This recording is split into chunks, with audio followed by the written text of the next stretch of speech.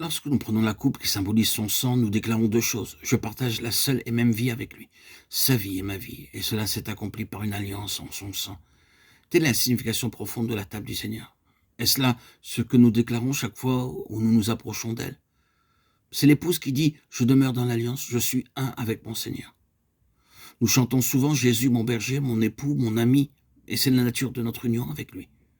C'est là réellement ce que signifie être un chrétien. Puisse notre christianisme être délivré de tout ce qui serait moindre que cela. Mais lorsque la relation a été établie dans son sang, son but commence. Nous sommes à lui pour son plaisir, et non pour le nôtre. Il nous a créés pour son plaisir, opérant en nous ce qui lui est agréable. Hébreux 13, 21. Afin que nous servions à célébrer sa gloire. Éphésiens 1, 12.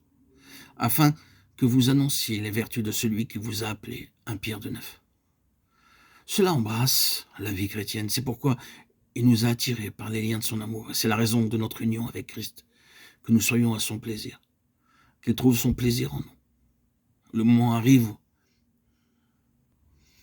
où il regardera son épouse et où il dira « Elle est une épouse glorieuse ». C'est dans ce but qu'il nous a attirés à lui, afin de se révéler par nous.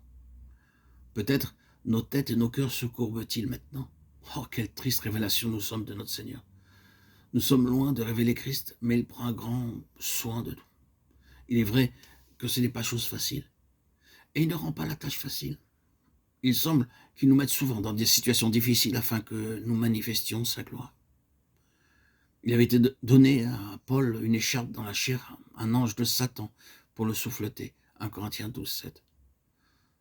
Savons-nous ce que signifie avoir une écharpe dans la chair et un ange de Satan qui nous soufflette sans cesse?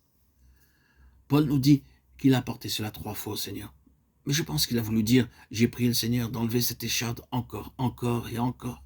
J'ai supplié le Seigneur d'enlever cette écharpe et de détruire ce messager de Satan. Mais il m'a dit « Ma grâce te suffit car ma force s'accomplit dans la faiblesse » de Corinthiens 12, 9. C'est une étrange souveraineté et une étrange providence de Dieu. Il semble parfois qu'il mette des difficultés dans notre vie et rende le chemin dur pour nous.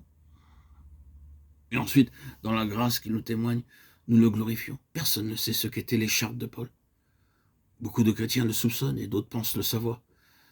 Mais je ne pense pas que personne puisse le comprendre. C'était évidemment quelque chose que l'on pouvait remarquer en disant « Oh, Paul est très éprouvé par cela. » Je suis heureux de ce que le Seigneur ne m'ait pas appelé à suivre un chemin aussi dur que le sien.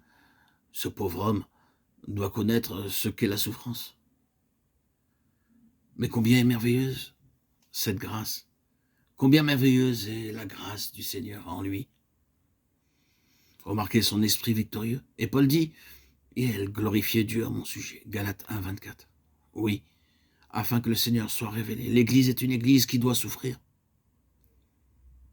Cette épouse du Seigneur est une épouse qui souffre. Mais la révélation de sa grâce, c'est quelque chose de merveilleux.